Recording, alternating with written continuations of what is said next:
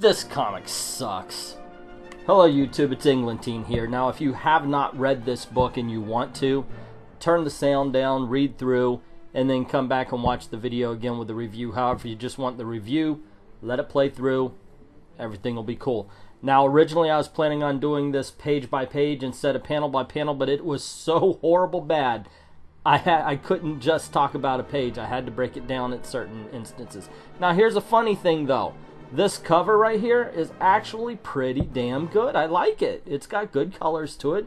Nice art. I like the way it was set up. However, of course, I want the two characters behind her to be the stars of the show and not America herself. I have never read America in anything but this, so for me the character is almost ruined by these two issues alone. And people have said that she's actually decent in the other books. I don't know yet, but I guess we'll have to find out someday.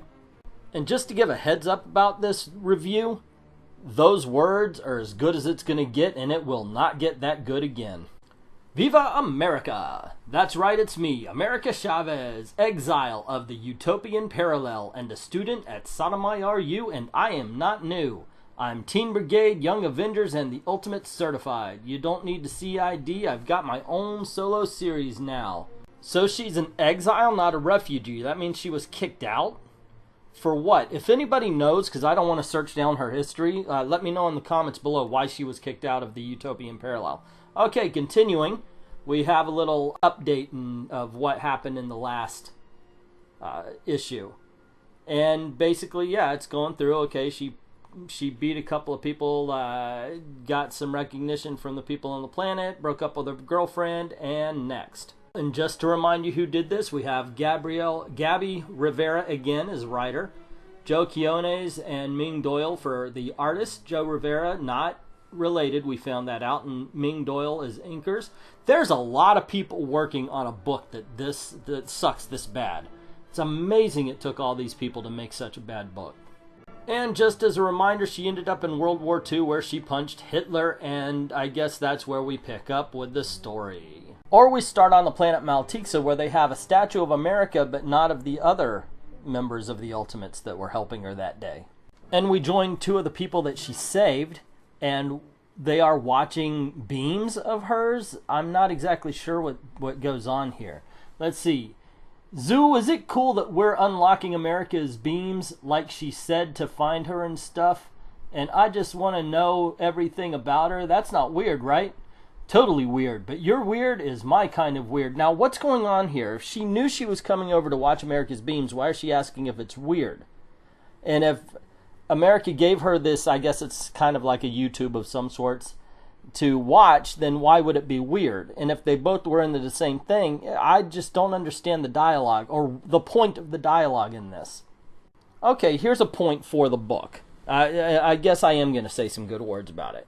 This shows that her fans are trying to emulate her, much like teenagers would do, I guess. And yeah, I like that. We got some character to these characters, characterization to these characters, who really were just throwaway from the last issue. The Beams profile thing is just a waste of space. It's there because I guess they need something to go there. You will meet people who will change the course of your life forever. Learn when to hold on to yourself and when to fly directly into the storm. Yes, always hold on to yourself. I don't know what Gabby is trying to say to kids here, but even if you look up to somebody, always remain true to the person that you are. There is no or just turn yourself into them. Always be yourself, but that doesn't mean you can't like somebody. So we go back to World War II where America just punched Hitler, and he's being carried away by a couple of soldiers, and we're led to believe that Captain America can't catch up to him, and America, after being so proud of punching Hitler, doesn't decide to actually go stop him, capture him, and end everything right then and there. And no, I would not buy the whole she doesn't want to interfere thing, because otherwise she wouldn't have punched him in the first place. Oh, that was Hitler? This is World War II, and that was Captain America. This time travel is wild, but I gotta focus. I gotta get back home. Hello there. Mind telling me why you up and bungled a 6-month operation? Excuse you? Rude.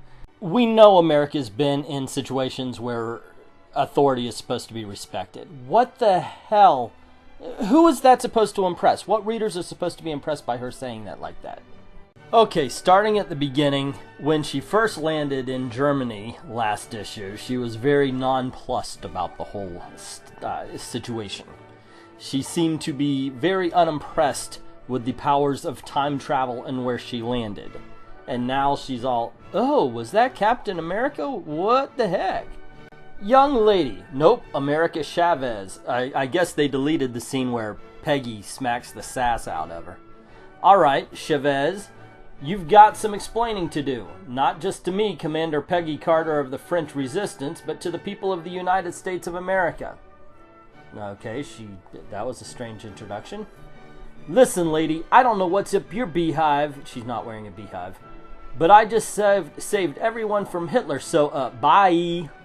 I swear, it's as if Gabby Rivera watches Jerry Springer thinking, wow, those are good people. Let's make them superheroes.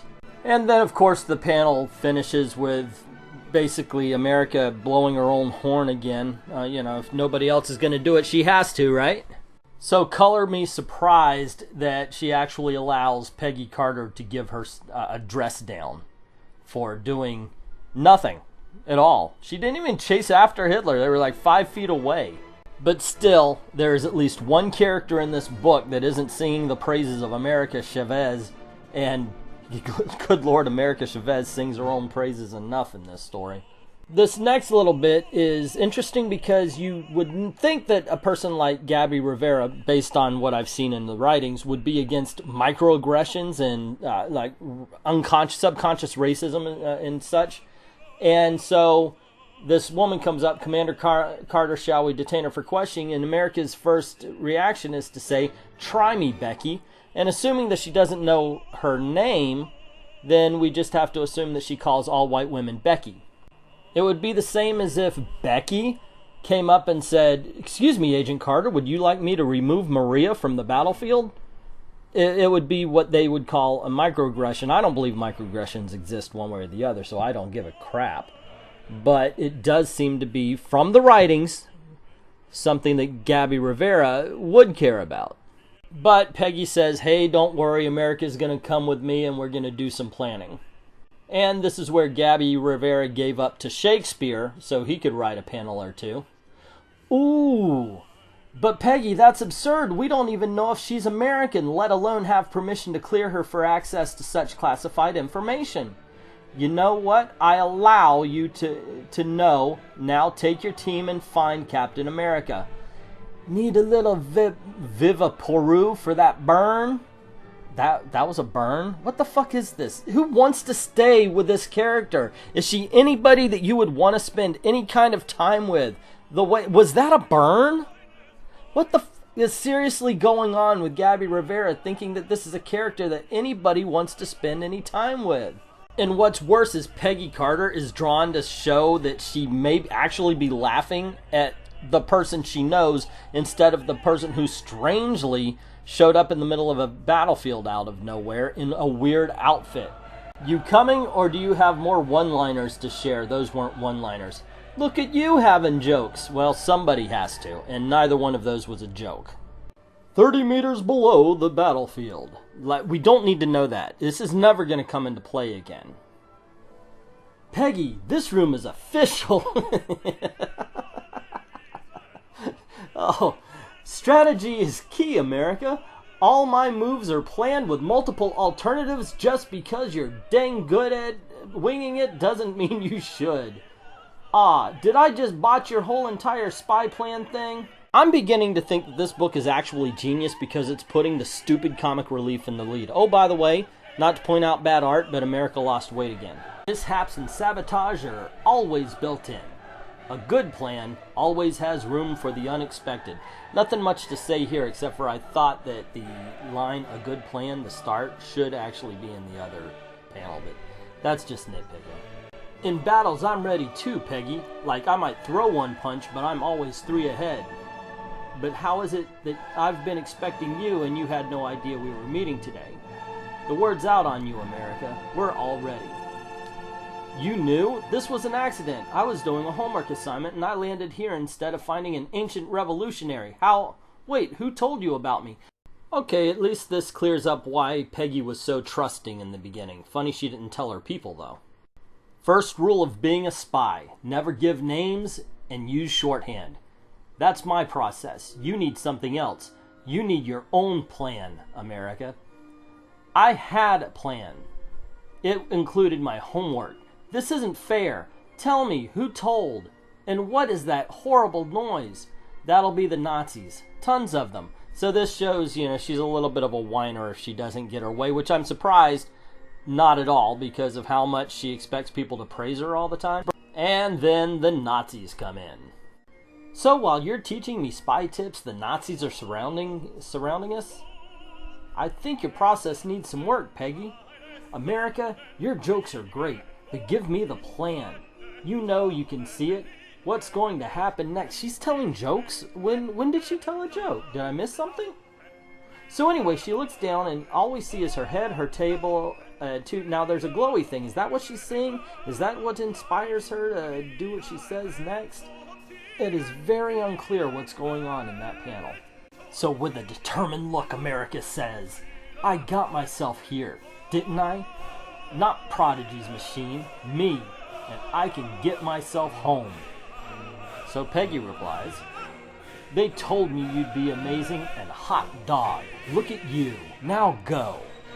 What the fuck is this dialogue? Seriously. I mean, what evidence tells us that she got here by herself, but all of a sudden she looks at a table and a glowy thing and thinks, aha, I'm a time traveler. I want to know the thought process between A and C. What was B? Where was it? She stared at a table and a glowing thing and some Nazis and said, haha, I'm a time traveler. And then she punches the floor and boom, she disappears back to modern day. Meaning that entire World War II thing could be taken out because it has nothing to do with the rest of the story. As a matter of fact, there's not a page in this book or the first issue that you could not remove and lose absolutely nothing to the story. Oy. Mamas, I'm tired. Sick. America! I guess that's how she sings. It's more like, America! I don't know what the exclamation is there. If it's that small, because usually if they're yelling, it's like, America! You know, really, boom. But this is pathetic. Sorry, there's street racers outside. I live in a neighborhood where everybody wants to be Dom from Fast and the Furious. And so she falls through the portal onto her bed and says, Universe, can I get a break? You've got me fighting Nazis and flunking ancient revolutionaries. Do I need a concussion too? I guess I shouldn't complain too much. Least I made it home, aka the van I bought for $50 after me and Lisa broke up, because I was too scared to get a roommate. So that sentence right there actually makes it sound like Lisa broke up because she was too scared to get a roommate. But hey, at least now I know I can time travel without exploding into a million billion atoms. Who needs a girlfriend when you have abandonment issues and superpowers? And whoever's out there announcing me to the world and following my moves, just quit it, okay? Quit it. I'm done. And then she's looking down at her picture and crying. There is no way this dialogue would ever be said by a real person. And I know and I understand that there's something when you're punching dimensions and all that kind of stuff, which is a dumbass power anyway. But how about this as a reaction? Oh my god, holy crap, I just traveled through time. I met Captain America when he was young. Oh my gosh, I punched Hitler, can't believe it. Oh no, it's like she immediately falls. And the thoughts that she has are not on what just happened, but on the picture that we hadn't seen her look at in about a whole issue now. Okay, so we go to the protected classroom between dimensions, it says classroom 22, and we find out that her teachers are helping, and it's part of a big plan for the teachers to help her. But it seems like Gabrielle is so interested in telling us what is happening, she doesn't really bother to tell us how or why. And I understand why can sometimes be a mystery. However, still, we don't get the how.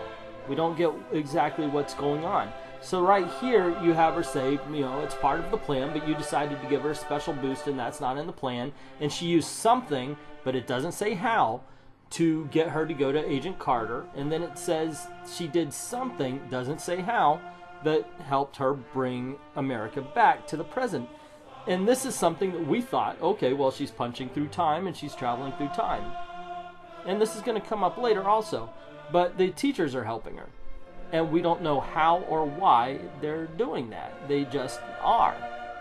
And that's a big problem of this series. It's so much, ooh, look at this and it's cool, rather than, you know, this is how they're doing it.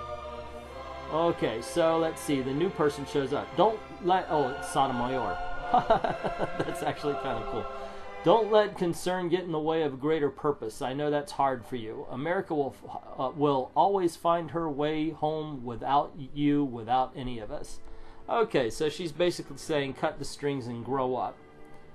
But then why was she helping in the first place? What like Gig said, just doesn't ask the right questions. Okay, so we cut to the outside where we have a bunch of white people trying to take selfies. They're new to the school, obviously, and they're trying to take selfies with the glowing Sotomayor on top of the little arch here. Well, they might not be white, actually, because they are colored gray. I mean, what would be a gray representation in comic books? What is that? I have no idea. I've never seen a gray person before. Anywho, so America shows up last minute and says, you know, what in the name of underage club hell is going on here? I love whatever she decides, oh wait, I'm going to be cool, and then it says something like no human on earth has ever said before.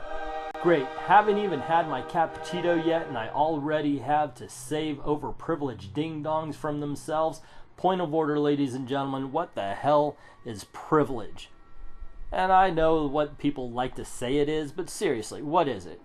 Are you telling me that someone who has the powers of America, who is the leader, as she says, of the Ultimates, who is a part of the Young Avengers, isn't privileged? Are we seriously going to bring in this racist shit here? Oh, fucking hell. Look, okay, let's cut the shit on this privilege thing. In America, the only privilege you have is of good decisions. You made good decisions which made you enough money to live well. Done. You might have the underprivilege of bad decisions, maybe some bad luck even. But there is no privilege that comes with a race, a sex, or anything else. It's all the decisions that you make to continue with your life. I'm done with that particular lecture. Leave comments below if you disagree, but you're wrong. Sorry for the rant, gang. Let's continue. If I catch y'all messing with Sonya again, it's the Chancelletta for both of you. Sorry if I butchered that. Isn't it Chancelletta? That's how they said it when I studied at the Intergalactic Isla. And it says here the Isla is International Spanish Language Academy, which means it's the Intergalactic International. Okay, so countries all over the universe, I guess. That's so... Guys, come on. Manny Diaz always lets us play with the Chancelletta. Okay, now that's saying Chancellettas again. Alrighty. And I understand, if I remember correctly, that's like punishment with a flip-flop or something like that. I don't know. Tell me in the comments what I got wrong there, especially the pronunciation. Now she says, I don't have the energy to respond to either of those statements, yet she gives a response. And it would be so easy just to say, well, this is the correct way of using it, now stop f***ing around, or stop messing around, or whatever. So the teacher comes out. America, are you sure you don't want to be an SU ambassador and lead campus tours today? Babysitting prep school kids is actually not on my to-do list, Professor Douglas, but thanks. Because, you know, she can't actually be nice even to a teacher and just say, no thank you, I'll let it go. No, she's got to be all free. God dang it, this is a bad character. Bad goddamn... Just... I don't swear this much. Watch my videos. I truly don't swear this much in videos. And to be honest, this took me 3 days filming when it really should have taken me one, less than one. I should have been able to do 2 or 3 videos with this one. But having to read it over again is just such a chore. Oh my gosh, it's so bad. Okay, continuing. Sorry, guys. Caramba. Oh, Bart Simpson. Y'all are everywhere. Can we see your dorm or go to class with you? You Frisbee? My game is fire. I could you show a movie or two? I could use show a movie or two. Is that a typo, or is that a way gray people talk? I have no idea. Did you just reach out and try to be a friend of mine? What the heck is that all about? Can't you tell I'm a sassy lesbian that punches holes through time? You don't talk to me and try to make friends. And now, ladies and gentlemen, I give you the dumbest characters to ever be put in a comic book with the dumbest name. Hey, clear out! Lilu Multipass 5 God, I can't even say that. Hey, clear out! Lilu Multipass 5 Theta Beta's coming through. Chavez, it's not worth it. Come on, let's get to the lecture hall. That girl genius with a T-Rex is speaking today. Now let's forget about last issue where we said that we're the welcome wagon for the school because we're going to ignore these gray people. We need to get our genius on. I mean, that part I'm just, paraphrasing. But yeah, weren't these guys the welcome wagon in the first one and they are completely ignoring the prep kids? Just wrong. And before anybody gives me shit about the voice, look at them. You know all of them talk like that, and worse, for Christ's sake. Both, what do we got? 3 different cut. We got 2 blonde black girls, a pink hair, a blue hair, and the blue hair is wearing a Viewmaster on her face. My goodness gracious, this is sad, guys. Come on, does number 23 play for the frickin' Harlem Globetrotters? What is going on with this group? It's the welcome wagon unless you're not like them, and then screw you. Okay, ladies and gentlemen, I give you the dumbest lecture from a character said to be smart ever put in a comic book. At any given moment, millions of systems are at work, all around us. The blood pumping through our veins, the planets, the food chain, they're all super specific systems linked to one another. Some of these systems occur organically, as a greater part of the universe, like sunrises and sunsets, but others are just made up, like, why is the school day 8 hours long? And why is it that even though I'm the smartest person in the world, I can't vote? Well, the smartest person in the world would probably see that she is actually the exception to the rule. Also, and I would love to see this done, even though she is the smartest person in the world, she would still have the emotional range of a person her age. And that, of course, would say, be a great example as to why she shouldn't vote. But I think that would be a very good take on the character if they actually had done that. My parents loved me, but they wanted me to follow the rules, fit in, play nice, even when doing those things made me feel small. I learned that most rules and systems aren't designed to make me, Lunella Lafayette, great. They're made to keep me in line, to behave like the world wants me to. And that's just dumb. Seriously, it's like she's reading my whole entire mind right now. Told you she was dope. So, do we make our own systems? No, we dream beyond them. That's why I'm working with Professor Douglas on a new project. Now, I don't think I need to point out that when she showed her scene, she says, hey, systems are meant to put me down, that bullies aren't actually part of the system. However, she said it was. Now, when she says we don't make our own systems, we dream beyond them, is she's talking about the own systems that they're making, that they have to dream beyond systems that they would make? Or is she talking about dream beyond the systems that are already in place, which by the picture she means dream beyond the bullies? I mean, left or right, up or down, no matter what it would mean, basically what she had the smartest girl on the face of the planet say is, you must think outside the box, which is, fortune cookie wisdom. So we get the guy, he's trying to take a selfie. Okay, hold on. A selfie stick takes a picture of you, right? So what's going on here? Is he trying to take a picture of the dinosaur that he could zoom in on? Or is he trying to take a picture of himself from the dinosaur's perspective? This completely does not make sense at all. And of course they're giving, I know this little boy is not interrupting Lunella's talk. Girl, you know he is. I don't know if she would actually sound like that. She just looks like she would sound like that. Keep acting up and I'm gonna tie you to that dinosaur's behind, got it?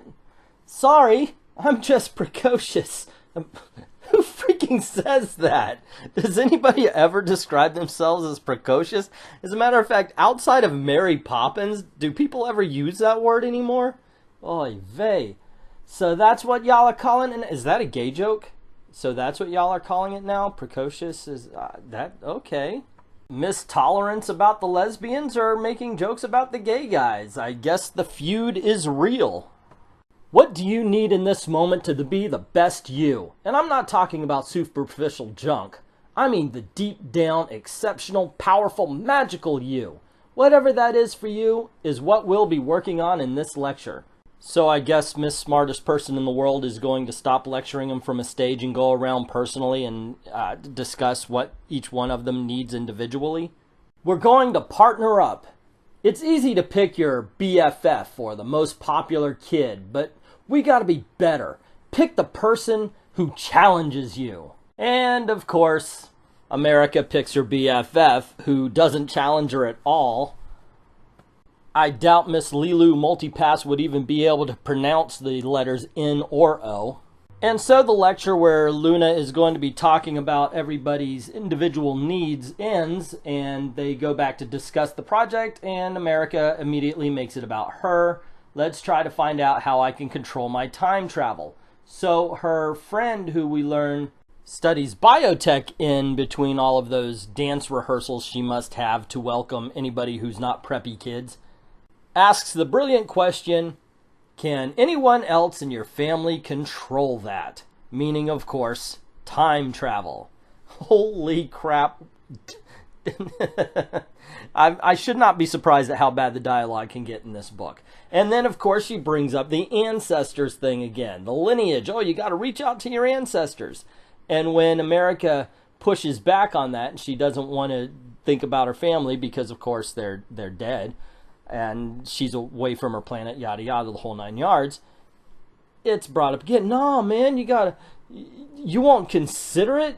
Ancestral knowledge is like clutch, you know? Is clutch a thing? I mean, I'm 46. I understand I'm not with the cool crowd anymore, or at least not what they're calling cool. Is clutch actually a thing? Because that just seems, dumb. Not to be outdone by the stupidness, however, America replies, I don't have any ancestors, okay? Let's just drop it. Okay, even if your family dies, you have ancestors. People from the past. That's what they are, guys, okay? Not just the living ones. And since there can't be any character moments, even one as the weak as the one that we've just seen, a garbage can is thrown through their window. And we discover all the preppies are now cyborgs. They're preppy cyborgs that were never mentioned. They're like, oh, party! Yeah, college! Dude, what a rager. And so America jumps down. Great, you went from baby bros to frankenjerks. I gotta say, this could be like The Room bad. You just sit there and just, like The Room, where you invite your friends over and you laugh at the fact that that kid was locked in a shack for like 5 years of his life. This comic has that kind of potential. I really want to see someone make a live action of this. So the fight ensues with America punching one across what looks like, I guess, the quad into a fountain. The other one picks up a light post and hits America hard enough to throw her back into a tree. Now, pay attention to that kind of strength. It comes into play in just a few moments. As we see the Lilu Multipass Dance Company jump down and start fighting those cyborgs, which happen to be the weakest. Now, they're strong enough to punch America. However, the leader of the Lilu Multipass Dance Company is punching one just as strong as Miss America did, or sorry, America Chavez. And what the heck is going on in the background? First of all, the one girl lost her afro and now she's got long hair. The other one with the long ponytail, what is happening there? What fight style is that? Are they actually dance fighting these cyborgs and winning? This has to be a spoof. What back-bending neck breaker is that girl in the green and the pink doing in the background? It's ridiculous. Is the one in the front hitting somebody with her freaking ponytail? No, she's headbutting. Okay, she's headbutting a cyborg. She's headbutting somebody who's got metal underneath the flesh. Just okay. Moving on. Now, I don't know if America called him or he called her. But it goes, Prodigy, what's going on? They're stealing the code for the simulation lab. I can't fight them off. Hurry. Hold on, we're coming. You good, Chandria? Without a doubt. Prodigy needs you. Go. Okay, so the cyborgs were sent to steal a code from a lab, and yet they took time to go watch Moon Girl's lecture. Why? So we get to the next panel, and we see that apparently by answering her phone, she's thrown the cheerleading gray girl cyborg. Prodigy, talk to me. Are you okay? America, they're tapping into the Sotomayor intergalactic server. I'm trying to block them, but... So basically, the same information from the last panel is in this panel. This is absolutely not necessary. Ay Dios mío, Selena, help us. What did you do, Chavez? I prayed to Selena. And oh my God, it worked. Went to church, prayed to Santa Selena, kill these cyborgs, stop the robots, clear the yard. I don't have to pay chorus line for that, I hope. Anyway, there you go. Not gay, guys. And this is the scene that proves that this book is a spoof. Cyborgs infiltrated our campus last night to steal the programming codes for our simulation lab. Defects in their design made it possible for Lunella and me to hack their settings and disarm them. Literally, why does anyone still use 12345 as a password? And there you go, folks. There is nothing to take serious here. Moon Girl, the Dewey X Mechana. So, they weren't real kids. Cyborgs. Chavez. They were cyborgs. Whatever. Thank the universe it's over. We killed it, though. What the freaking heck? What? You didn't do shit, Lunella. The Moon Girl did it. Oy. So it was a rough night. But we're here to celebrate your... Wait. What is that freaking light? It's a movie screen. You're the smartest... Just... Oh, alrighty. May I offer one line of dialogue that would make your smartest girl on the face of the planet seem not so stupid? How about... Wait, somebody's trying to project something. Or, it looks like somebody's sending a message. Or even, who's that? And she points to the screen. Just saying. Okay, continuing. Lisa, America. Lisa, baby, where are you? I don't know. I just want to go home. Please, Chavez. These kids are holding me hostage. America, you haven't responded to any of my beams. That's just not nice. You, what are you doing? I tried to live beam you too, but you've blocked that. So her fans are rising up and kidnapping her girlfriend because they want to get her attention. And, you know, what better way to get the attention of someone you care for than to threaten the loved ones? In better hands, we could possibly get the superhero version of Misery, but I doubt that's what's coming. Don't you want to be my friend? Let her go. Lisa was making you sad, so we're keeping her here till further notice. That's what BFFs are for. We are the Chavez Gorillas now. When you're ready to lead us, we'll set Lisa free. What was Lisa doing? Did anybody get a scent? Okay, no, there was that one scene where she was sad. So, there you go. She was mentioned. So, okay. But anyway, there you go. We'll set your loved one free if you agree to be our friend. I can't tell you how many times I've built friendships over the kidnapping of my children. When I catch you, you're going to regret every ounce of manic panic hair dye used for your new look. Gabby, you're not funny, okay? America has no jokes because you don't have jokes. And manic panic hair dye. This book sucks. Okay, guys, continuing. Moms, watch over Lisa and me because I just might lose it when I find those Chavez gorillas. Maybe lose it. They kidnapped your girlfriend, so you might get a little miffed over that. Oy, okay. Proving once again that Gabby takes inspiration from Jerry Springer, she leaves us with her final thought. Scrape knees for love. Tell hard truths for love. And definitely run heart first into the unknown for love. Try to have a plan, but if you don't, make sure you have people. You coming, me gent? Holy crap, kids. This was the hardest video I had to make. And it pushed everything. This was supposed to be out Thursday night. But I thought, you know what, this needs to have a little closer look, a panel by panel look to it.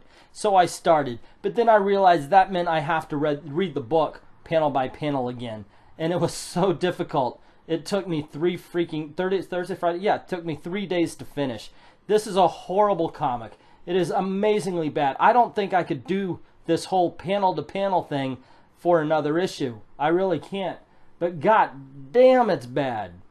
It truly is horrible. Horrible bad. Cover's good. Motivations are unclear. Every character speaks the same way. There is no difference between any character in this book other than the robot gray people. It is just, the motivations are all over the place. Things happen that have nothing to do with anything, making nothing in the book carries any kind of weight. Everything is inconsequential. There is nothing to the story. We don't ever fear for her. There is nothing. There's nothing here. Even when she pines for her parents or she pines for her girlfriend, it's one panel. That's all. There is no character here. And if there's no character, there's definitely no story. It's just random things happening. I swear to God, America #2 is just as... it's... In one of the comments for the first issue review that I did, there was somebody who wrote that they tried to get into comics, but they wanted to be as good an artist as Todd McFarlane, as good a writer as Alan Moore, so they're really trying to hone their craft. And like a slap in the face, Marvel goes and produces this, the only comic book I have ever read that does not improve on 22 blank pages. But anyway, that's just my opinion. I could be wrong. I don't think I am. If you like this book, please don't just click on like to the review. Let me know why you liked it. If you made it this far, tell me. I would love to know the people who have made it all 37 minutes of this video. That would be awesome. And whatever you do, let me know in the comments below. Also, if you like this video, you want to see more, please click like, share, subscribe to see more. Thank you very, very much for watching.